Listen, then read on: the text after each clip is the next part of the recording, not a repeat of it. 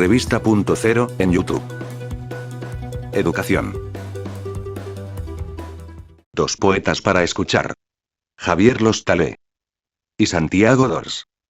Presentados por el escritor Pedro Francisco Aguado. Para la revista RTV.0 presentamos a dos poetas esta tarde. Javier Lostalé Alonso y Santiago Dors Silva.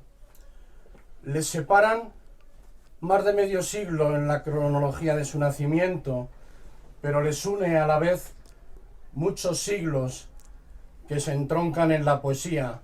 Dos amantes de la poesía no podían vivir de otra forma, por y para la poesía. Bien, empezamos por Javier Lostalé. Javier Lostalé es un hombre de poesía y es un hombre de radio. Precisamente cuando estaba a punto de nacer nuestro invitado más joven, Santiago Dors, Javier Lostalé empezaba o estaba a punto de empezar sus caminos en la radio. Después de haber estudiado Derecho y antes de Derecho algo de medicina, tal y como su padre, que era médico y le había imbuido la idea de hacer medicina, luego estudió Derecho, que no llegó a terminar por su ambición por la radio, por su dedicación y porque ya estaba dentro del gusanillo de la radio. Creo que la radio tiene un gusanillo que es muy difícil, es fácil que te coja y es muy difícil soltar. Bien, Javier Lostalé empieza en la radio, tiene la vinculación con Radio con la Voz de Palencia por su vinculación materna. Su abuelo fue alcalde republicano en Palencia y él tiene allí una destacada actividad. Tiene actividad en la radio en Madrid, en Radio Juventud en Diego de León, tiene actividad en Marbella durante 2 años, es cronista parlamentario inclusive en la época de la transición y casi le coge el golpe de estado, de milagro se salvó aquel día del golpe y bien, es un hombre que ha sido premiado conjuntamente, tiene 2 premios Ondas, uno por un programa informativo y otro premio Ondas por la impresionante labor que hace y que hizo y que pergeñó La Estación Azul, un programa literario con Ignacio Elguero. Entonces, La Estación Azul son, que él me corrija, más de 20 años de actividad, en la cual ahí también, como hemos dicho, recibe un premio Ondas. Luego, profesionalmente e individualmente, recibe también un premio Francisco de Quevedo y un premio nacional de fomento a la lectura. Más o menos hemos presentado a grandes rasgos un poquito quién es Javier Lostalé, sin llegar a profundizar en lo que realmente es, que es una auténtica maravilla de persona, de autor y de hombre de radio. Yo le quería preguntar a Javier Lostalé, en primer lugar, que nos hable de lo que es la amistad. Él tiene en su magnífico libro de poesía en prosa, La Estación Azul, él tiene un capítulo que se llama Amistad y Lectura. ¿Qué es la amistad para Javier Lostalé y con quién máximamente puede estar vinculada la amistad de Javier Lostalé o ha estado? Bueno, en primer lugar, quiero agradecerte, Pedro Aguado, esta grabación y a la Organización Nacional de Ciegos, que siempre se ocupa tanto de la cultura. Yo recuerdo que hace muchísimos años, cuando estaba muy vinculado a la Organización Nacional de Ciegos, un gran poeta, Ángel García López, yo entonces grababa algunos libros que eran muy difícil, porque grabar un libro entero era una labor ardua, pero era una labor formidable, y algunos libros, no míos, sino de otros autores, llegué a grabar. Por tanto, tanto la Organización Nacional de Ciegos, donde además hay amigos como Paco Ruano, tengo que agradecerle mucho, y a ti también especialmente, y a todos los que hacen posible este programa. Me hablas de la amistad, y efectivamente la literatura en general y la poesía en particular, sobre todo la poesía, lo que hace es crear verdaderos ámbitos de amistad. De amistad entre muchos poetas. También es cierto que a lo largo del tiempo y de los siglos se han producido enfrentamientos, no sangrientos afortunadamente, entre poetas, pero tiene la otra cara, que es la de la amistad y la de la solidaridad entre los propios poetas. Y yo creo que la amistad es quizá la forma de amor más pura, porque no exige nada a cambio, se alegra permanentemente de los triunfos de los demás, que eso yo creo que es muy importante. Cuando un autor, cuando un poeta publica un libro, no hay nada más maravilloso que sentirse cerca de ese poeta y disfrutar con que ese libro pues sea un libro que llegue al mayor número de lectores. Yo creo que eso es un ejemplo de amistad. Y luego yo he tenido amistad también con grandes poetas, como por ejemplo Vicente Aleixandre, con el que tuve una amistad, sobre todo en los años que precedieron a la entrega, a la concesión del premio Nobel, desde el año 71 hasta el año 77, en que yo le visitaba pues cada 15 días y hablábamos sobre todo del amor, que era su tema permanente de conversación. Y también aquí mismo, por ejemplo, bueno, Vicente Aleixandre está ahí detrás, y también tengo ahí una foto muy cerca de mí de Francisco Brines, que falleció. Ahora se va a cumplir el día 9 de mayo, me parece que se cumple el primer aniversario de su muerte, y con el que yo tuve también una relación. Aparte de poetas de mi generación, con los que he mantenido una gran amistad y sigo manteniéndola, como son Luis Alberto de Cuenca, al que veo con bastante frecuencia. Luis Antonio de Viena le veo menos, pero también, sobre todo, fuimos muy amigos en aquella época, y al mismo tiempo Jaime Siles también, y Antonio Colinas, en fin, y podría hablar de otros muchos poetas. Y de todos ellos, que eso también es algo que proporciona la amistad, he ido siempre aprendiendo muchas cosas. Muchas gracias, Javier. Vamos a empezar haciendo una semblanza de Santiago d'Ors. Santiago d'Ors Silva estudió en Londres, se graduó, se licenció en Literatura General y Comparada por la Universidad Complutense de Madrid, es profesor de literatura en Madrid, es bisnieto del gran pensador Eugeni d'Ors, o Eugenio d'Ors en castellano, un catalán español, como la copa de un pino, gran glosador, excelente crítico de arte, y del cual Santiago d'Ors, como bisnieto, está orgulloso y se le ve en muchas actitudes en las cuales se vanagloria de ello con lógico orgullo, como es cuando celebra la concesión del premio como crítico de arte, en la cual interviene Santiago, cuando se le ve al lado de la palmera que lleva el nombre de Santiago d'Ors en el palmeral, en el huerto del cura de Elche, que ni siquiera la emperatriz Sisi, que llegó a estar en el palmeral de Elche, y no creo que tenga ninguna palmera con su nombre, o una calle en el mismo Elche. Santiago d'Ors también, amén de su bisabuelo, toda la familia que compone las ramas de los d'Ors está llena de artistas, poetas como su padre Carlos d'Ors, o sus tíos Miguel, Juan, su tía Esperanza como escultora, y etcétera, etcétera, etcétera. O sea que algo le tiene que haber caído también en los genes. Luego, Santiago d'Ors, lógicamente por la edad, empieza muy fuerte. Empieza con este librito que es un libraco. Es un libro potentísimo, El tambor, el río y la máscara. El tambor que Santiago lo marca como la lírica, el río como la narrativa y la máscara como el teatro. Yo pensaba, si hubiera sido un programa más largo, de que Santiago nos hiciera una sinopsis del libro, pero así que vamos a ir por partes, porque la propia sinopsis del libro sería es tan extenso que sería problemático. Entonces yo quiero preguntar a Santiago. Santiago, ¿qué les ha parecido este libro a tus alumnos? ¿Qué han opinado? ¿Qué te han contado?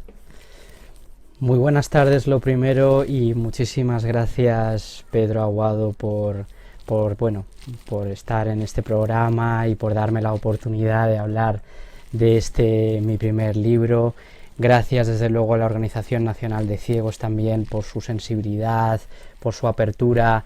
Yo me siento muy cerca de todo ese colectivo y por supuesto de todas las personas que tienen estas dificultades, ¿no?, diarias, y espero que la literatura sea también para ellos pues una fuente, a veces, aunque sea de forma oral o de cualquier manera, una fuente de consuelo y una fuente de luz, como yo creo que siempre ha de ser la literatura, ¿no?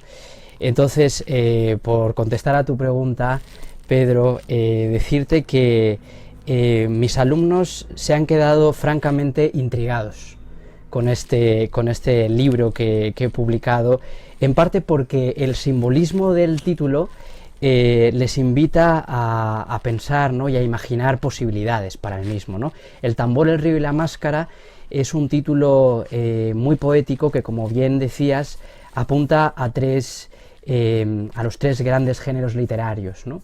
El tambor de la lírica tiene ese pulso mágico y sentimental que yo a mis alumnos trato de transmitirles, que realmente la música y la poesía son hermanas mellizas, tal y como digo en este libro, y siempre trato de hacerles ver esa musicalidad que hay implícita o explícita, ¿no?, en cualquier poema.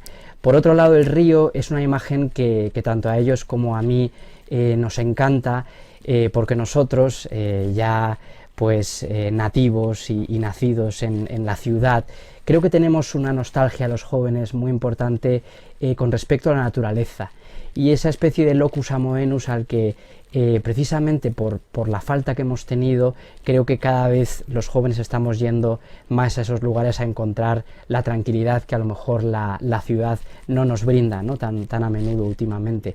Y entonces el río ahí juega ese papel, por un lado simbólico, por otro lado bello, de la metáfora de la vida del hombre, la metáfora de las historias y de la narrativa, ¿no? Entonces es una manera también, yo creo que muy cercana, muy bonita y muy poética de ejemplificar, ¿no?, que puede ser ese fenómeno que llamamos narrativa, ¿no?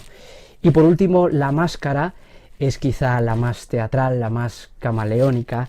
Creo que como adolescentes ellos entienden muy bien lo que es la máscara, precisamente porque están en un momento clave de sus vidas donde empiezan a construir su propia identidad, su propia personalidad.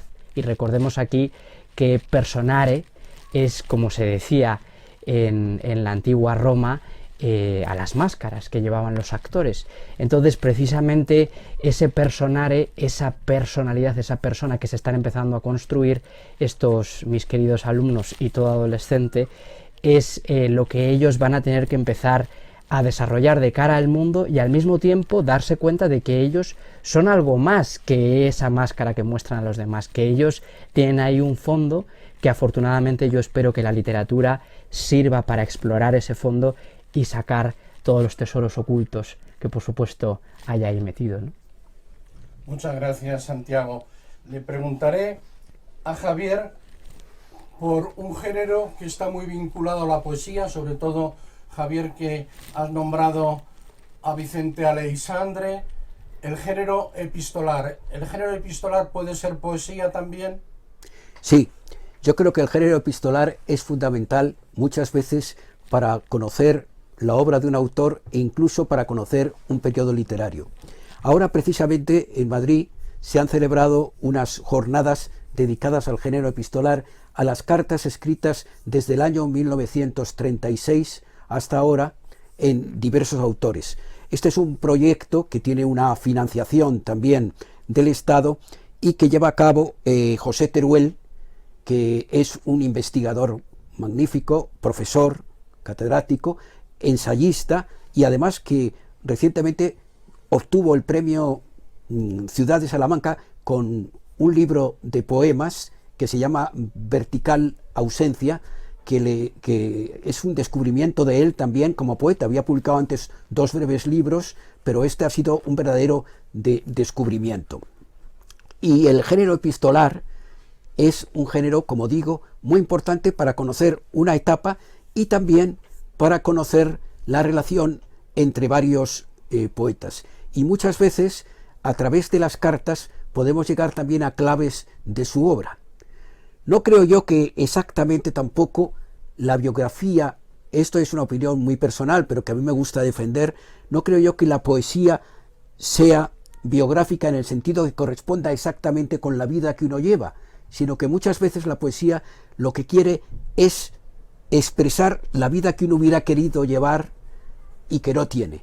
Por eso hay grandes poemas de amor escritos por autores sin amor.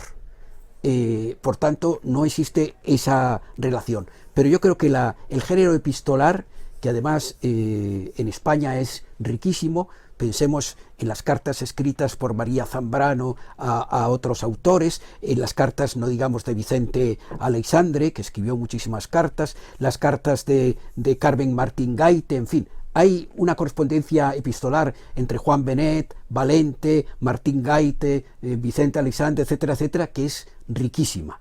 Y por tanto, a mí me parece que es un género muy importante y además hay muchas cartas escritas por los autores con verdadera voluntad literaria. Es decir, que en realidad son cartas, sí, pero que hay cartas en las que existe estilo y por tanto también son verdadera literatura. No se trata solo de cartas en las que hablan de asuntos muy personales o de asuntos económicos, que también existen, ¿no? Y si son asuntos amorosos, pues tienen su importancia. Pero creo que hay cartas también con esa voluntad literaria. Por tanto, creo que el género epistolar, que cada vez se está potenciando más en España, es muy importante. Muchas gracias, Javier, nos lo has dejado muy claro. Yo me estoy emborrachando, particularmente yo me estoy emborrachando ahora con la correspondencia de Aleixandre a la generación del 27, y es emborracharme porque es un tomo grande, pero es que cada vez que vas leyendo, sobre todo se multiplica la correspondencia con Dámaso Alonso, con Jorge Guillén, con Gerardo Diego, y hay un amor, hay un cariño, hay una comunión entre ellos que es algo increíble. O sea, cuando cuenta Aleixandre, que le cuenta a Jorge Guillén efectivamente que le ha visitado, que tiene pocas visitas, pero sí me ha visitado un hombre joven, simpático y triste a la vez, y habla de Luis Cernuda, se me ponían los pelos de punta. Gracias por esa aclaración, y ahora voy a preguntarle algo a Santiago me voy a ir al final de su libro, me voy a ir con un escritor que a él le parece una maravilla, con lo cual comulgo, porque he empezado a sentir algo, pero le conocía de oídas, pero no había leído nada. Alan Moore. ¿Quién es Alan Moore? Bueno, qué buena pregunta, y me alegro de poder hablar de esto, ¿no? Es verdad que la última parte de mi libro se ocupa de este gran escritor, guionista, novelista ahora, porque realmente se ha retirado ya del mundo del cómic, aunque sobre todo es famoso por sus cómics, ¿no? Alan Moore, guionista británico, famoso precisamente por la obra que yo comento en este libro, que es Watchmen, un cómic que salió publicado en 1985 y que de alguna manera yo escojo como ejemplo, como paradigma de lo que es la narrativa posmoderna. Entonces, ¿qué es lo que a mí me ha interesado de Alan Moore en este caso y de esta obra en particular, de Watchmen? Bueno, es muy interesante porque en esta obra lo que encontramos es un reflejo, por un lado, muy fiel de lo que es la posmodernidad, es decir, un mundo que es consecuencia de la muerte de Dios, allá por el siglo XIX, cuando Nietzsche y por supuesto este poeta que yo cito, Richter, escriben este texto, ¿no? tan perturbador, y que yo creo que hizo temblar un poco los cimientos de nuestra manera de entender el mundo, que es pues no hay Dios, ¿no? El mundo sin Dios, y la posmodernidad viene a enfatizar ese universo, ese mundo sin Dios, ¿no? ¿De qué manera? Bueno, pues en una obra como la de Alan Moore, en la que los superhéroes ya resulta que no son tan super ni son tan héroes, sino que son seres humanos que tienen sus propios traumas, sus propias dificultades y que atraviesan una serie de caminos personales y por supuesto de aventuras externas que son muy entretenidas. Es además un libro que para mí define muy bien lo que es la concepción actual del tiempo, que es una concepción simultánea. Esto es muy importante y se podría casi hacer una tesis doctoral sobre ello. El tiempo tiene distintas maneras de ser concebido a lo largo de la humanidad. Tenemos un tiempo mítico religioso, que es el que de alguna forma comprende todo lo que es el paradigma clásico y clasicista, que abarca, digamos, a efectos prácticos de nuestra cultura occidental, desde los antiguos griegos hasta el Renacimiento aproximadamente. Ya con el barroco empieza una primera modernidad, podríamos decir, y sobre todo es en el siglo XIX donde ya con el romanticismo eclosiona plenamente ese paradigma que luego vamos a llamar romántico y moderno.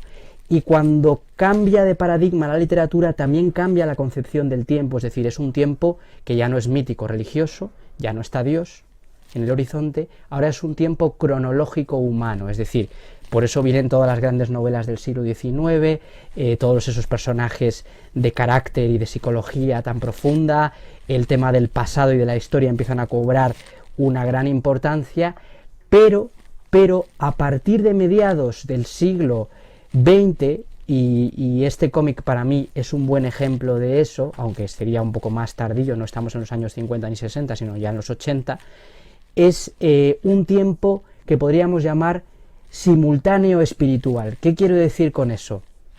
Ya no es un tiempo religioso mítico, porque ya no hay dioses, pero la figura del ser humano empieza también a ser desplazada por algo que podríamos llamar la importancia del tiempo presente, y cómo ese presente misteriosamente empieza a abarcar también el pasado y el futuro, es decir, un tiempo simultáneo, que comprende todo. Esto puede parecer un poco filosófico, un poco complejo, pero por ejemplo, alguien tan genial como Cortázar en Rayuela lo entiende perfectamente. Es decir, hay un personaje en Rayuela que dice, que es Morelli: yo ya no quiero escribir novelas rollo chino, es decir, rollo Ana Karenina, con todos mis respetos, novela maravillosa que desde aquí recomiendo a todo el mundo, pero ya no se puede escribir de esa manera, el tiempo se ha roto, el tiempo es como algo que hay que empezar a recomponer, y todos los tiempos son ahora, son este presente eterno, ese mandala, que es así como tituló el gran Cortázar a su Rayuela, de forma primigenia, y por tanto esa concepción del tiempo creo que es en la que estamos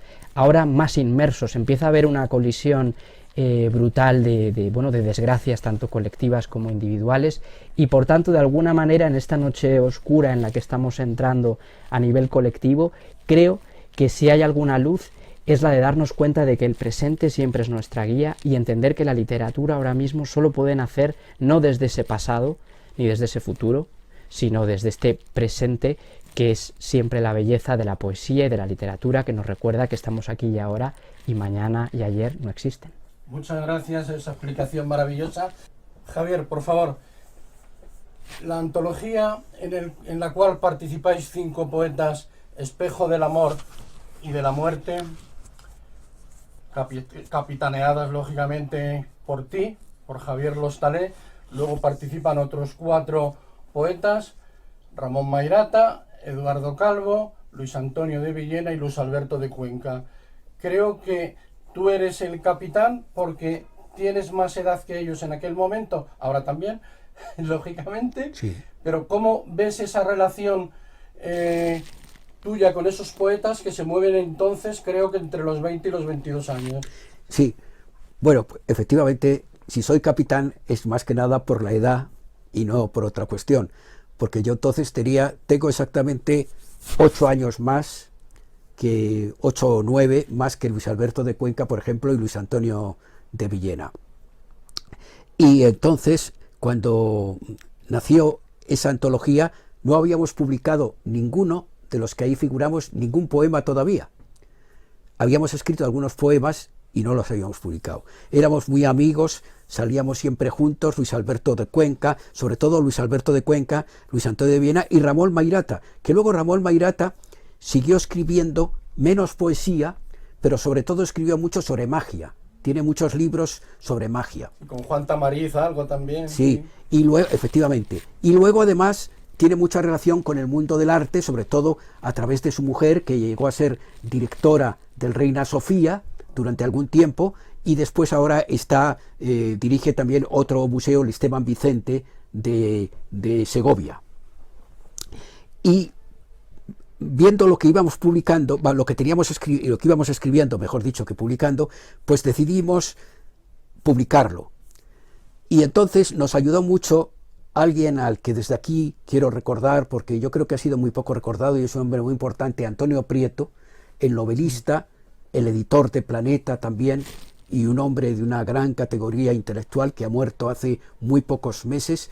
Entonces él se ofreció para hacer un pequeño estudio de esos poemas todavía inéditos de todos, y lo hizo.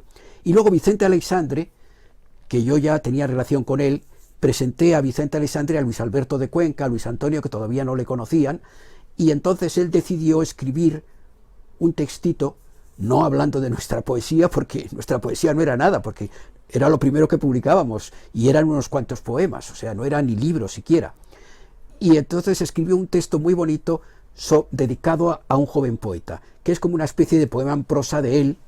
Lo que pasa es que favoreció mucho a la antología, porque yo creo que de todo lo que había en la antología, lo mejor de todo era ese texto que escribió Vicente Aleixandre. Esta fue una antología que la autoeditamos y que nos costó bastante dinero, pues nos costó a cada uno, si no recuerdo mal, en el año 70, que fue cuando se hizo la antología, aunque se publicó en el 71, 25.000 pesetas a cada uno, que eso era más que un sueldo mío de la radio de un mes, más. Y lo pagamos encantados y se publicó ese libro. En ese libro ellos, sobre todo Luis Antonio y Luis Alberto, seguían mucho las corrientes culturalistas, un poco venecianistas, muy próximas a los novísimos. Yo, en cambio, ya hacía una poesía que era muy distinta a la de ellos, y ellos luego fueron cambiando.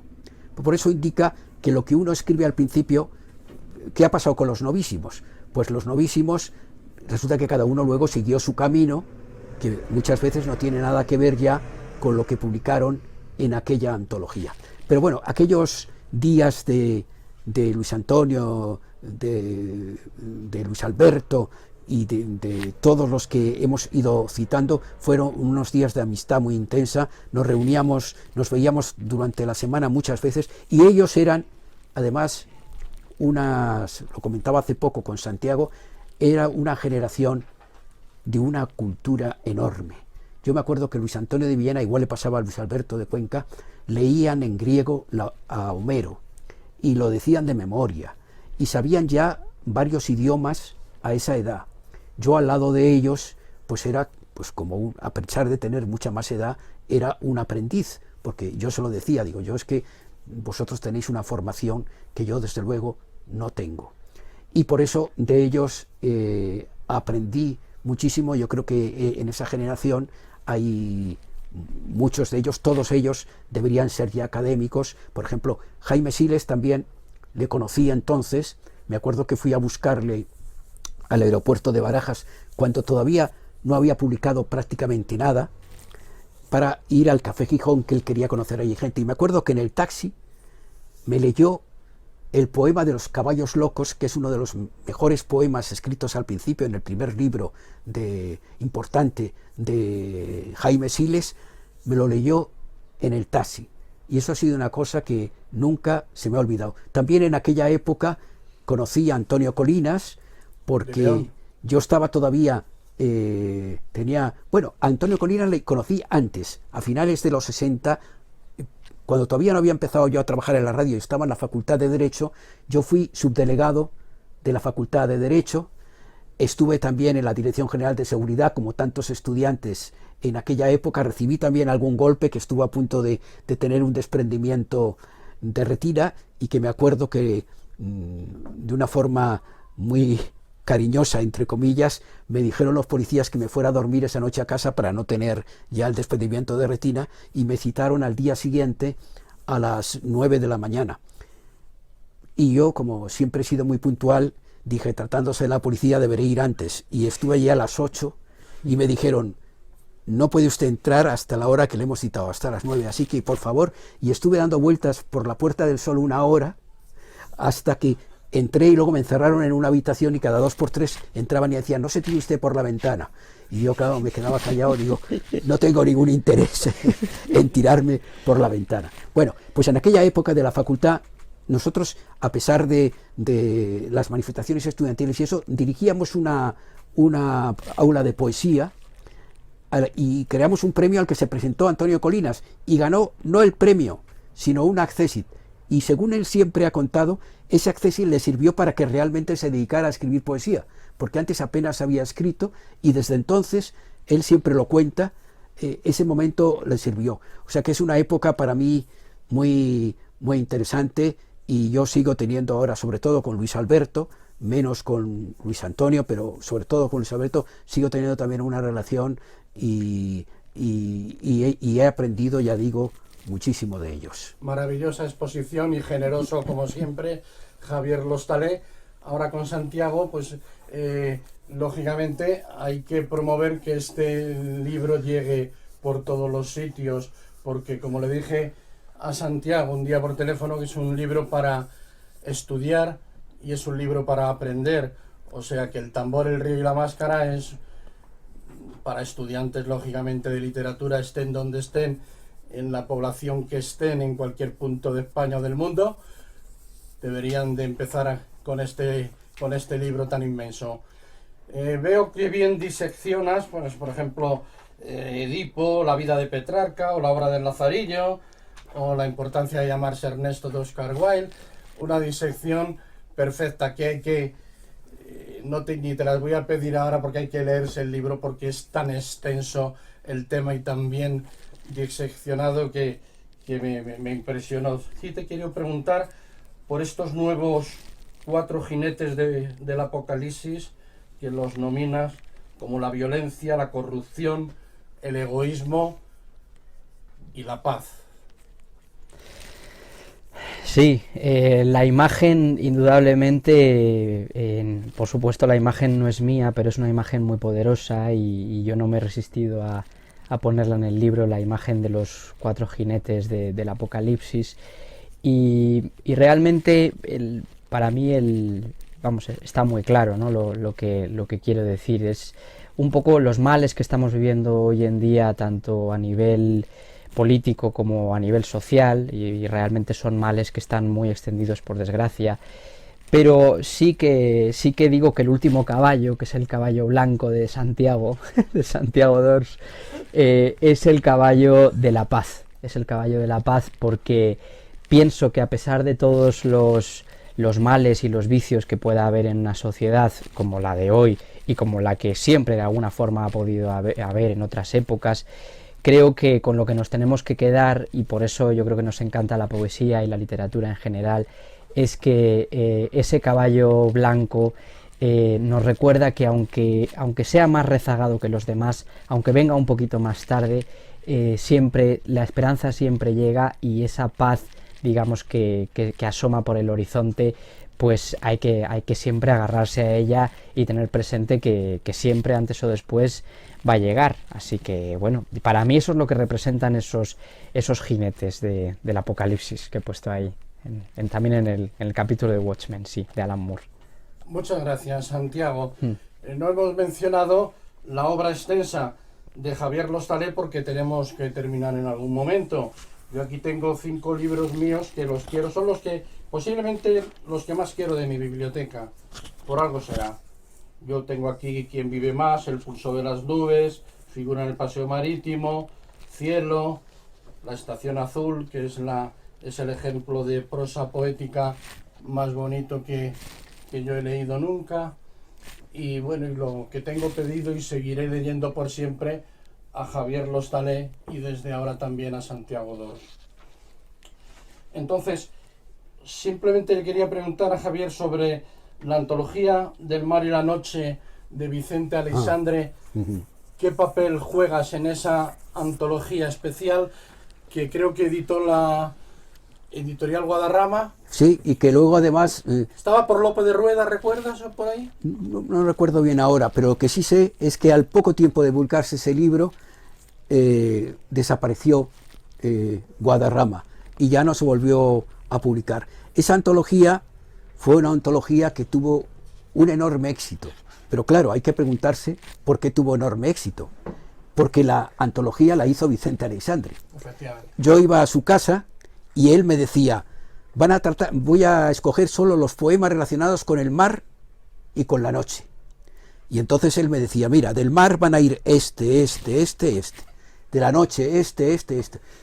En varias sesiones en su casa ordenamos la antología, con lo cual la antología, aunque yo era el autor de la edición, y él muy generosamente decía, tú no digas que yo te he seleccionado los poemas, tú di que la antología la has hecho tú, y ya está, porque nadie tiene por qué saber que lo he hecho yo o tú, el caso es que salga la antología, y tú lo único que puedes hacer es una introducción, y yo hice una introducción breve, que no es ningún ensayo ni mucho menos, una introducción breve, y luego los poemas de Vicente Aleixandre relacionados con el mar y con la noche, que son capitales, porque la poesía de Vicente Aleixandre, antes hemos hablado de la importancia de Santiago de la naturaleza, pues es una poesía que está ligada estrechísimamente, sobre todo en la etapa surrealista, no digamos a la naturaleza, porque a través de los animales, de las montañas, del mar, etcétera, etcétera, pues encarna las pasiones humanas, la soledad, en fin, todo lo que se refiere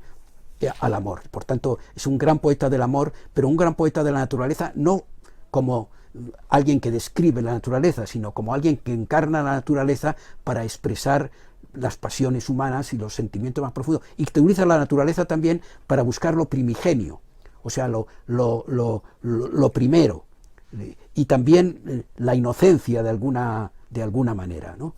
Y por tanto esa antología para mí tiene muchos recuerdos, porque ya digo que fue una antología, además que tuvo muy buena crítica y eso, pero claro, no podía estar mal. Cuando alguna vez me lo he preguntado, era imposible que nadie la criticara, porque si no tenía que criticar a Vicente Aleixandre, que era el que había elegido me he los propuesto poemas, ¿no? encontrarla, y mi librero y amigo de hace más de 40 años, Santiago Palacio, de Sin Tarima, que también me proporcionó esto y todo lo que le pida, me ha prometido que me la... Sí, todavía sé que en libros de viejo y eso, todavía, no sé lo que costará, pero todavía debe de existir. Me ha prometido que en breves días me la va a tener. Yo solo tengo un ejemplar, igual que de la otra antología de Espejo del Amor y la Muerte, Luis Alberto de Cuenca, que se quedaba siempre con todo, él se quedó con la mayor parte de las antologías y me decía, ahora yo creo que ya no debe de tener, pero me decía, si alguien quiere alguna, dímelo y yo se la doy, pero el que las tenía era él. O sea que... A Santiago le quería preguntar, si es tan amable. Él tiene una reflexión constante y además agradece que a sus padres, a sus mayores, a sus maestros, la búsqueda del yo.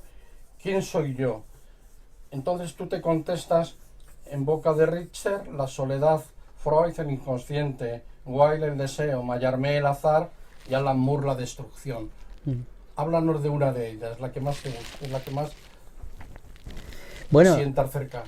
Lo curioso es que todas esas definiciones de lo que soy yo desde el paradigma romántico y moderno, eso hay que tenerlo muy presente, es decir, en un mundo sin Dios, ¿quién soy yo? Soy todas esas cosas, parecen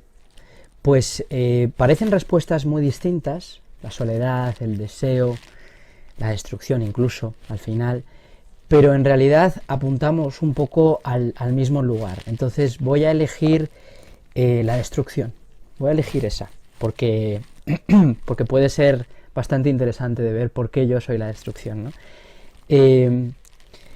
Hay una cuestión, digamos, dentro de lo que es el paradigma romántico y moderno, que es que al no existir la figura paterna de ese Dios celestial, espiritual, como queramos llamarlo, que no necesariamente estoy hablando del Dios católico, puedo estar hablando de una inteligencia universal, como entendían los griegos, etcétera, etcétera, etcétera. Hay muchas tradiciones que hablan de algo que nos trasciende y podemos llamarlo de cualquier otra manera, que no sea Dios. El caso es que en el paradigma romántico, al desaparecer esto, el hombre experimenta una orfandad espiritual. Esa orfandad se traduce, lo primero, en una soledad. Por eso hablo de una sensación de desarraigo muy grande que experimenta el hombre moderno, ¿no? Luego, en segundo lugar, al haber una soledad, en esa soledad el hombre necesita algo, entonces ahí nace el deseo. El deseo es eso imperioso que nos arrastra a buscar algo que nos llene, que llene esa soledad, ese vacío, ¿no? Y luego, por último, la destrucción, en la que realmente me quiero centrar, sería darnos cuenta quizá de la parte más oscura de la condición humana. Yo estoy convencido de que todos los seres humanos compartimos un mismo ser, que es esa luz, esa poesía que yo llamo con P mayúscula, que es la que nos redime en última instancia y que de alguna manera da por hecho nuestra condición de seres amantes y amados, o sea que somos sobre todo amor. Pero sí que también es cierto que en esta realidad, en este mundo que nos ha tocado vivir, la oscuridad forma una parte intrínseca del ser humano, y la destrucción tiene que ver con esa parte de los seres humanos que nos cuesta, que yo creo que nos cuesta mucho asumir, pero que tiene que ver con lo que Jung llama la sombra, lo que Freud llama lo siniestro, que es esa parte de nosotros mismos que de alguna manera no desea el bien.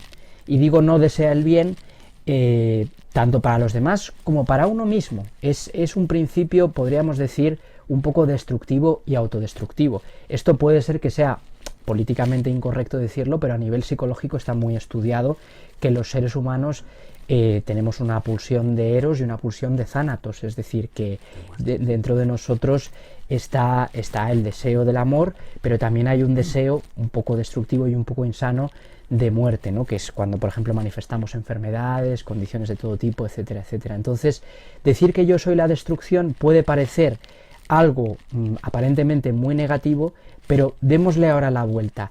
¿La destrucción de qué o de quién?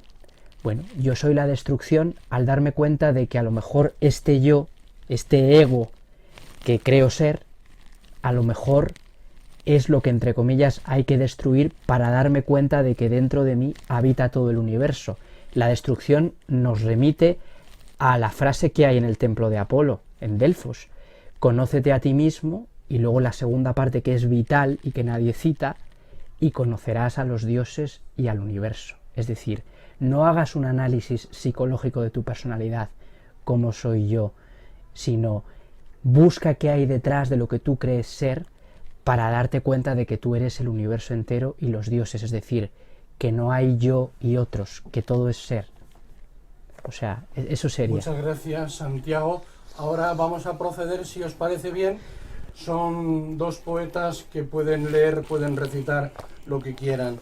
Entonces, Javier Lostalé nos va a recitar uno de sus poemas y lo disfrutaremos. No sé si tienes tú alguna preferencia. No, porque entonces sacaría muchas. Sí. Bueno, elígela tú. Hay un poema que me aconsejó Santiago, que yo no suelo leer, que pertenece al Pulso de las Nubes, que se llama Hasta vosotros, y que luego os voy a leer. Y si luego diera tiempo, terminaría con el último poema de Cielo, que es el último libro publicado. Ahora en este otoño aparecerá un nuevo libro en Pretextos que se titula Hasta vosotros. Por cierto, que yo quería decir, hablando del libro de Santiago, que lo ha publicado una editorial, que es una editorial muy prestigiosa, que ha publicado libros muy importantes, Gadir, sobre todo, sí, Gadir, que por ejemplo Antonio Ferres ha publicado prácticamente la obra de Antonio Ferres, que murió hace algún tiempo, no mucho, pero algún tiempo. Prácticamente fue el que dio a conocer este novelista, que fue muy famoso después de en la posguerra, pero que después un poco desapareció, y lo ha resucitado la editorial Algaida. Este poema de Hasta vosotros pertenece al Pulso de las Nubes, que publicó en el año 2014 Pretextos, y dice así: hasta vosotros hoy llego, tan indigno que no merezco ni el sonido de mi nombre. Ya mi vida es una sorda y ciega transparencia donde se deshabita hasta el mismo olvido. A vosotros hoy os convoco para todavía suplicaros una última mirada piadosa, consciente de que víctima de mi propia soledad, sustituí el temblor por la mentira de un sueño, frío esqueleto de niebla de unas cuantas monedas. En el largo camino sin nadie de mi vida, vuestras sombras me acusan con el puñal de plata de su mirada fija, y por su filo resbalo hacia el rostro desierto de lo que nunca alumbré. Allí me detengo para besar la nada, y abrazado a su corazón de ceniza, un instante amanecer antes de la oscuridad definitiva, iluminado por vuestro perdón. Muchas gracias, Javier. Muchas gracias por esa forma de leer tu poesía. Santiago, ¿qué nos vas a leer? Bueno, yo quiero decir que me encantaría leer una parte que dedico a la lírica sobre este libro mío, El tambor, el río y la máscara, efectivamente publicado por la editorial Gadir, y que, bueno, que por supuesto con todo mi amor y mi cariño también para Javier, que quiero decir que para mí ha sido un honor compartir con él este encuentro maravilloso. Al fin y al cabo, para mí es un referente, siempre lo va a ser, además de poeta, y me enorgullezco de decir que de amigo. Y para mí pues es un privilegio estar aquí. Entonces a él y a todos vosotros y a los oyentes, por supuesto, os quiero dedicar este pequeño fragmento que voy a leer sobre la poesía. Octavio Paz define el poema lírico como un círculo, una composición lingüística que se cierra sobre sí misma gracias al verso. Recordemos que versus en latín se refería también al movimiento de ida y vuelta ejecutado por el labrador al arar la tierra. La lírica, por tanto, tiende a repetir una medida, un motivo, sonidos o palabras, pero se construye esencialmente por medio de la repetición. Es lo propio de jarchas, cantigas, villancicos, oraciones, canciones, sonetos, baladas y demás formas líricas. Y esa repetición característica no es otra cosa que ritmo que nace y muere y renace para volver a morir, dibujando un círculo infinito que puede ser Dios, tiempo, muerte o amada. Al igual que el Uróboros, el poema lírico se muerde la cola. No tiene principio ni fin, pues es palabra nacida para encarnar una y otra vez. Y gracias a la lírica, el ser humano puede atisbar, aunque sea solo por un instante, que su verdadera naturaleza es algo más que mero tránsito. La eternidad se ha desvelado insospechadamente ante sus ojos. Maravilloso. Gracias, Santiago. Una pregunta rápida te quiero hacer, Sí. porque veo que tienes muy constante a Octavio Ireneo Paz. ¿Qué significa, así a grandes rasgos, Bueno, la importancia? a mí es un poeta que me cautivó. Yo lo descubrí en la carrera y me fascinó desde el principio toda su obra poética, y aparte de sus intuiciones geniales como poeta, que tiene poemas verdaderamente maravillosos, me agradó mucho descubrir su faceta como ensayista. Es un hombre profundamente sensible. A mí El arco y la lira es uno de los libros que más me ha marcado en materia literaria, sin duda uno de los que más me ha marcado, por lo menos hasta el día de hoy, y no solamente reconozco su sensibilidad, sino esa intuición que tenía Octavio Paz, no solo para reconocer y hablar y hacer buena poesía, sino para hablar también de aquello que está en la raíz de la poesía y que es algo que tiene que ver también mucho con la religión, con la antropología, con la filosofía, ese corazón de la literatura que tiene que ver con aquello que nos trasciende, con esa otra orilla. Él tiene un capítulo maravilloso en El arco y la lira, de 1956, editado por la Fundación de Economía, de México. Y bueno, tiene un capítulo que se llama La otra orilla, donde él explica muy bien esa labor que tiene precisamente el poeta de llevarnos a la otra orilla utilizando el lenguaje y las palabras, y es precisamente esa otra orilla donde encontramos esa eternidad a la que yo aludo al final de este párrafo, y que en realidad está en la raíz de este libro, de lo que a mí me interesa. Yo hablo de literatura para hablar de otra cosa. La literatura para mí es una metáfora oculta de otra cosa. Gracias, Santiago, por esa expresión tan certera. Sí. Y antes de despedirnos, vamos a pedir, aunque sea rogándole, Sí, a puede. Javier Lostalé que Por nos supuesto. lea otra cosita. Claro que sí. Bueno, pues Santiago, si puede también, sí, claro. Y Santiago, lo que termine Santiago, si quieres yo leo un poema y termina Santiago. Y ha sido una conversación, lo que pasa es que se ha hecho muy corta, ¿verdad? Por supuesto. Se ha hecho muy Me breve, ha pasado volando. porque han sido tan interesantes todas las preguntas que han sido además, han dado un horizonte enorme para contestar. Este libro que se llama Cielo, el que publicaré ahora dentro de unos meses, se llama Ascensión, pues es un libro muy reflexivo y bastante desnudo, y el último poema se llama Cielo completo y dice así: de nada te arrepientas, tu existencia brilla ya en su cielo completo, allí donde vida y muerte son la misma tiniebla blanca. Que nada en tu biografía cicatrice para que sean sus heridas quienes la escriban. Que ningún otro tesoro busques más allá de lo perdido dentro de ti. Conciencia eres ya solo, rendida a la más bella desposesión, la que tú elegiste sin apagarse nunca el fuego de su primera turbación lunar. Abandonado y sin territorio, no regreses de donde estás, pues no hay espacio más hondo que el de un alma habitándose en soledad. Impresionante. Impresionante también es la dedicatoria que en este libro Cielo me hizo hace años Javier Lostalé para Pedro Aguado, tan buen lector, tan generoso. Estos poemas que espero que resuenen en su corazón. Gracias por recibirlo. Un gran abrazo, Javier. Me impresiona la forma de dedicar también de Javier Lostalé. Ahora nos va a leer alguna cosita Santiago Dor. Sí. Pues, ¿qué os parece si termino con los últimos párrafos del libro? Porque, bueno, este no es como una novela que tengo que destripar el final y no, esto... No, claro, no. Esto es pensamiento y es un pensamiento además que me atrevería a decir que puede valer para cualquier momento. Entonces me voy a atrever a leer esto último, que es casi una especie como de pequeña profecía, un aviso o una manera también de recordarnos qué es lo importante en la vida a través de la literatura. Y dice así: durante las 2 últimas décadas hemos asistido, ya en el siglo XXI, a una mayoritaria repetición de los patrones literarios propios del XX.